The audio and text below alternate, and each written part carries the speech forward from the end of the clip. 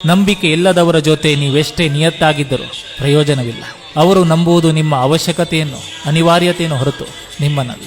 ಕೆಟ್ಟವರಾಗಲು ಕೆಟ್ಟ ಕೆಲಸಗಳನ್ನೇ ಮಾಡಬೇಕಂತಿಲ್ಲ. ಸತ್ಯವನ್ನು ಇದ್ದುದನ್ನು ಇದ್ದಾಗೆ ಹೇಳಿದ್ರೆ ಸಾಕು, ಕೆಟ್ಟವರಾಗ್ತೇವೆ. ಎಲ್ಲರೂ ಜಗತ್ತು ಬದಲಾಗಿದೆ ಎಂದು ಹೇಳ್ತಾರೆ. ಈಗ ಯೋಚಿಸಿ, ಮೆಣಸಿನ ಖಾರ ಬದಲಾಗಿಲ್ಲ, ಮಾವಿನ ಹಣ್ಣಿನ ಸಿಹಿ ಬದಲಾಗಿಲ್ಲ, ಎಲೆಗಳ ಹಸಿರು ಬಣ್ಣ ಬದಲಾಗಿಲ್ಲ. ಬದಲಾಗಿದ್ದು ಮನುಷ್ಯರ ಮಾನವೀಯತೆ. ತಾಳ್ಮೆಯಿಂದ ಪಡೆದುಕೊಂಡಿರುವುದನ್ನ ಕೋಪದಿಂದ ಕಳೆದುಕೊಳ್ಳಬಾರದು. ಅದು ವ್ಯಕ್ತಿಯಾದ್ರೂ ಸರಿ, ವಸ್ತುವಾದ್ರೂ ಸರಿ. ಅವರಿಗೆ ನೋವಾಗಬಾರ್ದು, ಇವರಿಗೆ ನೋವಾಗಬಾರ್ದು ಅಂತ ನಮಗೆ ನಾವು ನೋವು ಮಾಡ್ಕೊಳ್ತೀವಿ. ಕೊನೆಗೆ ಅವರಿಂದನೂ ನೋವು ಮಾಡಿಕೊಂಡು ಹೇಳಲಾಗದೆ ನಗು ನಗುತ್ತಾ ಇರ್ತೀವಿ. ಅವಮಾನ ಅದ್ಭುತವಾದ ಅನುಭವ ನೀಡ್ತದೆ. ಕಾಯುವುದಕ್ಕೂ ಒಂದು ಅರ್ಥ ಇರುತ್ತೆ. ಆದರೆ ಅದೇ ಕಾಯುವಿಕೆ ಪ್ರತಿ ಸಲನೂ ನಿರಾಸೆ ಆದರೆ ಇರುವ ನಂಬಿಕೆನೂ ಕಳೆದು ಹೋಗುತ್ತೆ.